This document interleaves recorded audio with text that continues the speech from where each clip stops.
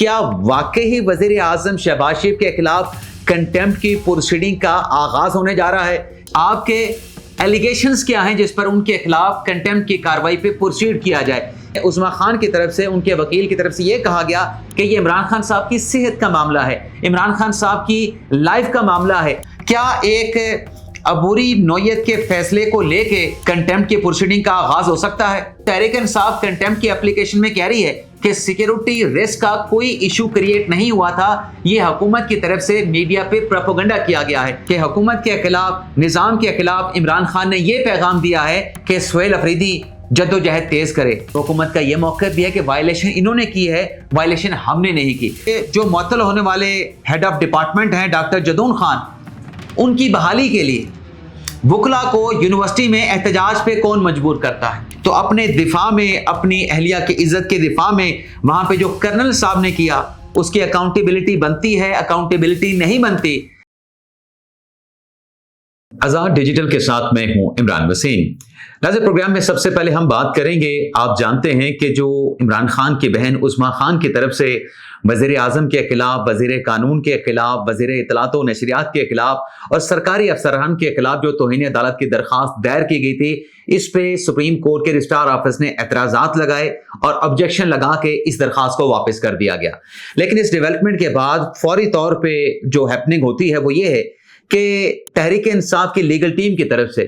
Supreme court کے اعتراضات کو ریموو کر کے دوبارہ سے کنٹیمپٹ کی اپلیکیشن نہ صرف سپریم کورٹ میں فائل کر دی جاتی ہے بلکہ آنن فانن سپریم کورٹ کے رجسٹرار کی طرف سے اس کنٹیمپٹ کی اپلیکیشن کو نمبر بھی الاٹ کر دیا جاتا ہے۔ نمبر کی الاٹمنٹ کے ساتھ ارلی ہیئرنگ کی عظمیٰ خان کی درخواست بھی آ جاتی ہے کہ وزیر اعظم کے خلاف، وزیر قانون اعظم نذیر تارڑ کے خلاف، وزیر اطلاعات و نشریات عطا تارڑ کے خلاف اور سرکاری افسران کے خلاف توہین عدالت کی کارروائی کا فوری طور پہ آغاز کیا جائے، مقدمے کو فوری طور پہ سماعت کے لیے مقرر کیا جائے اور بینچ بنایا جائے۔ اب یہ جو سپریم کورٹ میں ڈیولپمنٹ ہوئی ہے، اس پروگرام میں آپ ناظرین کو یہ بتانے جا رہے ہیں کیا واقعی وزیر اعظم شہباز شریف کے خلاف کنٹیمپٹ کی پروسیڈنگ کا آغاز ہونے جا رہا ہے؟ کیا وزیر قانون کے خلاف، وزیر اطلاعات و نشریات کے خلاف بھی توہین عدالت کی کارروائی کا آغاز ہوگا؟ یعنی آگے کیا ہونے جا رہا ہے؟ یہ خبر آپ کے ساتھ ہم شیئر کرنے جا رہے ہیں۔ کچھ سوالات ہیں،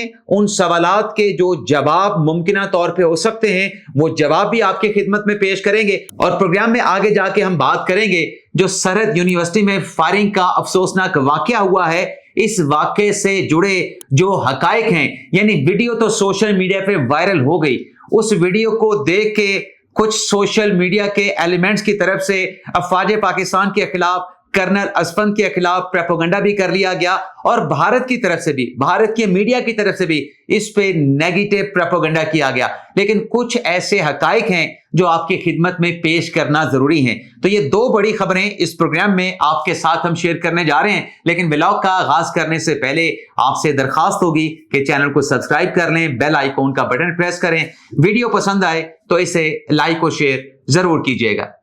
تو ناظرین، معاملہ یہ ہے کہ جو کنٹیمپٹ کی اپلیکیشن تحریک انصاف لے کے آتی ہے، اس کنٹیمپٹ کی اپلیکیشن پہ اعتراض یہ لگتا ہے کہ آپ نے توہین عدالت کی درخواست فریقین کے خلاف، حکومت کے خلاف، پی ایم کے خلاف، وفاقی وزراء کے خلاف، سرکاری افسران کے خلاف آپ نے دائر تو کر دی، لیکن الزام کیا ہے؟ آپ کے ایلیگیشنز کیا ہیں جس پر ان کے خلاف کنٹیمپٹ کی کارروائی پہ پروسیڈ کیا جائے؟ یہ اعتراض لگ کے پٹیشن واپس ہوتی ہے۔ اب یہ اعتراض ریموو ہوتا ہے اور کنٹیمپٹ کی اپلیکیشن کے ساتھ 2 صفحات مزید اٹیچ کیے جاتے ہیں جس میں بتایا جاتا ہے کہ ان شخصیات نے جن کے خلاف یہ کنٹیمپٹ کی اپلیکیشن فائل کی گئی ہے، انہوں نے یہ حکم عدولی کی ہے، انہوں نے یہ جو ہے وہ توہین عدالت کی ہے، تو لہٰذا ان کے خلاف کنٹیمپٹ کی کارروائی کریں۔ اب وہ کرکس کیا ہے ان الزامات کا؟ اس میں یہ کہا گیا کہ عمران خان صاحب کو شفا منتقل نہیں کیا گیا، عمران خان کے چیک اپ کے لیے میڈیکل بورڈ نہیں بنایا گیا، عمران خان کا جن ڈاکٹرز نے معائنہ کیا ان ڈاکٹرز کے جو نام ہیں وہ پبلک نہیں کیے گئے، اور یہ بھی کہا گیا کہ عدالت کا جو فیصلہ تھا اس فیصلے سے حکومت نے انحراف کیا ہے، पब्लिकली हुकूमती मिनिस्टर की तरफ से आके बयानात दिए गए हैं, अवाम को गुमराह किया गया है, तो ये प्रीसाइजली इल्जामात लगाए गए हैं तौहीन अदालत के। अब ये इल्जामात भी जमा हो चुके हैं, मुतलका फ्रीकैन को भिजवाए भी जा चुके हैं और अर्ली हियरिंग की एप्लीकेशन भी दी जा चुकी है, जिसमें उस्मा खान की तरफ से, उनके वकील की तरफ से यह कहा गया कि ये इमरान खान साहब की सेहत का मामला है, इमरान खान साहब की लाइफ का मामला है और हुकूमत ये नहीं कर सकती थी कि अदालती फैसले से इनराफ करके शिफा की बजाय इमरान खान को पिम्स हॉस्पिटल ले जाते। ये अदालत का जो फैसला है उससे जो हुकूमत है उसने इनराफ किया है और खुद से फैसला किया है, जो कि सुप्रीम कोर्ट से वजाहत के लिए रुजू करना चाहिए था। अब कहते हैं कि इसकी फौरी तौर पे जो है वो अर्ली हियरिंग रवा हफ्ते की जाए। लेकिन होगा क्या आगे जाके? क्या ये अर्ली हियरिंग फौरी तौर पे समाअत के लिए लग जाएगी? वजीर आजम के खिलाफ, वजीर कानून के खिलाफ, वजीर इत्तलात और नशरियात के खिलाफ कंटेम्प्ट की प्रोसीडिंग का और सरकारी अफसरान के खिलाफ तौहीन अदालत की कार्रवाई का आगाज हो जाएगा? नाज़रीन, ऐसा नहीं होगा। उसकी वजह क्या है? उसकी नाज़रीन 2-3 वजूहात हैं। एक तो जिस बेंच ने वो फैसला दिया है वो बेंच ही ये कंटेम्प्ट की एप्लीकेशन सुनेगा और वो बेंच इस हफ्ते यानी रवां जो वीक है इसमें भी दस्तयाब नहीं है। शाहिद वहीद साहब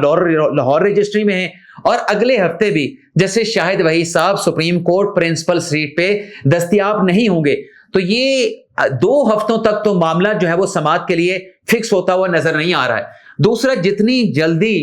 पाकिस्तान तहरीक इंसाफ को है, इमरान खान साहब की बहन उस्मा खान को है कि आप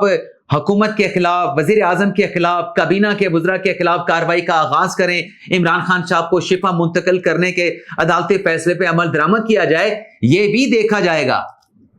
और ये देखा जा रहा है कि आया कि जो सुप्रीम कोर्ट का ऑर्डर था क्या वो हतमी नौयत का था, क्या वो अबूरी नौयत का था?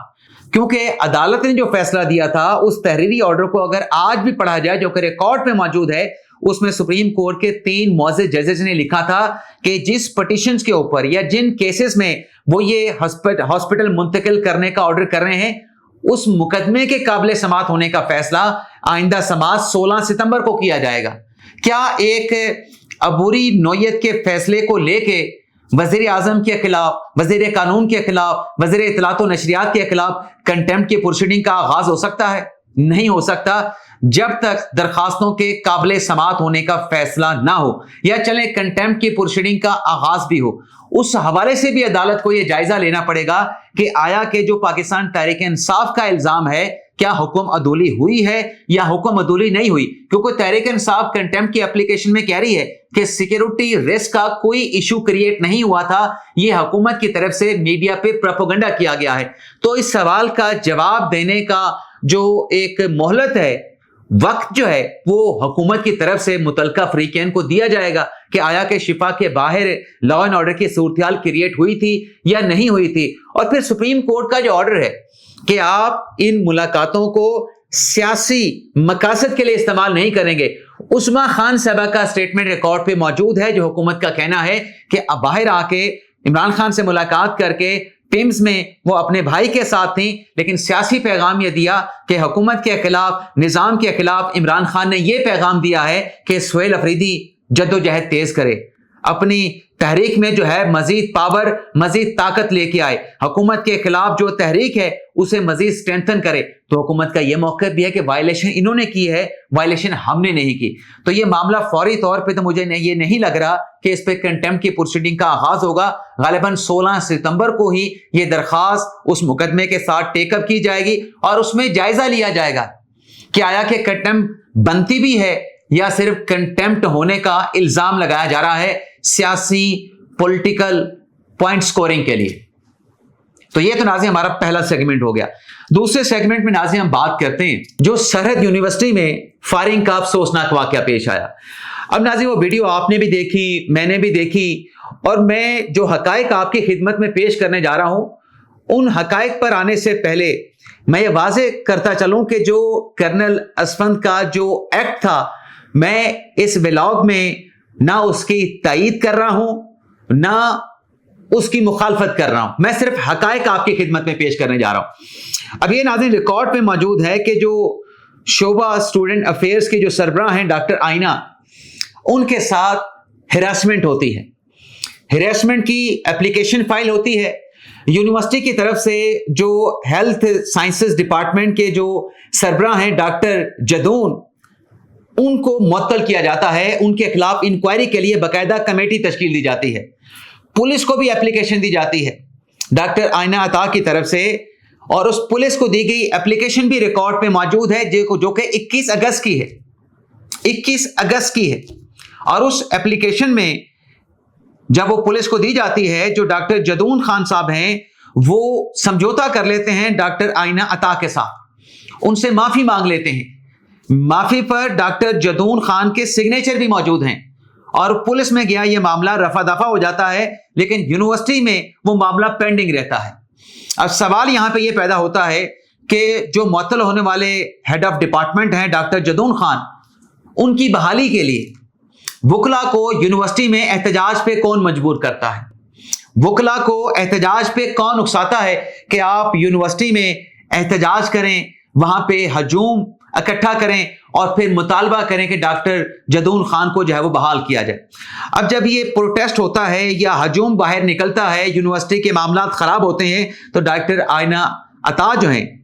वो स्टूडेंट के पास जाती हैं मामले को सेटल करने के लिए, लेकिन वो मुश्तिल जो तुलबा होते हैं, स्टूडेंट्स होते हैं, वो खातून के साथ, डॉक्टर आइना अता के साथ बदतमीजी करते हैं, उनके गिरबान पे हाथ डालते हैं। जब जाके डॉक्टर साहबा जो हैं अपने खामद को फूल करती हैं, और जो उनके खामद हैं कर्नल असफंदियार जो कि हाजिर सरल फौजी अफीसर हैं, वो ना पुलिस को इतला देते हैं क्योंकि उसका वक्त नहीं होता। और ये भी मुमकिन हो सकता है कि जब किसी गैरतमंद शौहर को ये इतला मिले कि उसकी बीवी की इज्जत पे हाथ डाला गया है, तो वो जज्बात में, इमोशन में आके जल्दी से निकला और वर्दी के साथ निकला। लेकिन आप उसमें नोट करें उस वीडियो में जो कि रिकॉर्ड पे सोशल मीडिया पे मौजूद है, जब कर्नल साहब वहां पे पहुंचते हैं तो उनकी बीवी आइना अता जो है वो लेके उसी लड़के के पास जाती हैं जिन्होंने उनके साथ बदतमीजी की होती है, जिसने उनके गिरबान पे हाथ डाला होता है। और वो जाके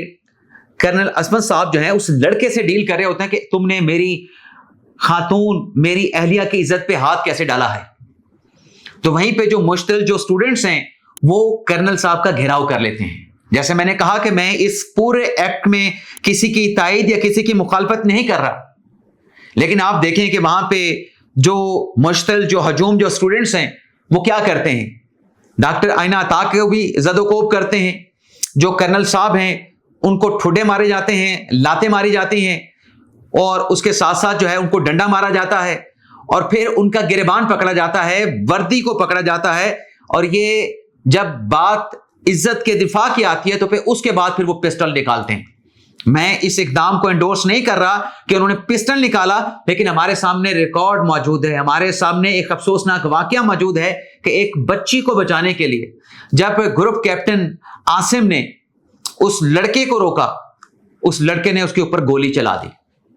तो अपने दिफा में, अपनी अहलिया की इज्जत के दिफा में वहां पे जो कर्नल साहब ने किया वो एक्ट कानून के मुताबिक, आर्मी एक्ट के कानून के मुताबिक वो उसकी अकाउंटेबिलिटी बनती है, अकाउंटेबिलिटी नहीं बनती, इसका जायजा तो अफवाज पाकिस्तान में जो एहतसाब का एक मुअस्सर मैकेनिज्म मौजूद है उसके मुताबिक इसका जायजा लिया जाएगा।